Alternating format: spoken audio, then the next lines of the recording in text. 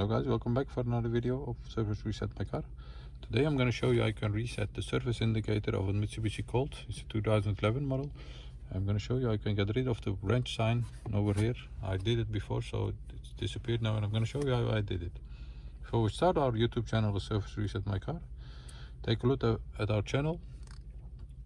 We have more than 300 other videos on different model cars on how to reset them, tire pressure indicators, reset, and some tips and tricks about any model car.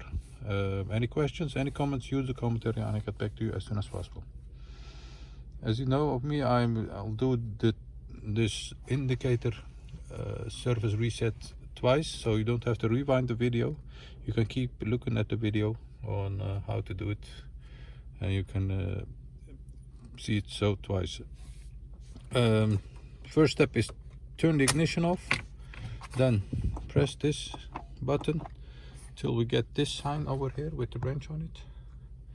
Then the trick is to press this button till this indicator blinks, and then after that let go and press it again very quickly.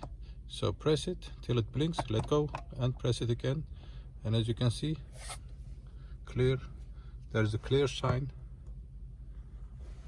and then the indicator has been reset.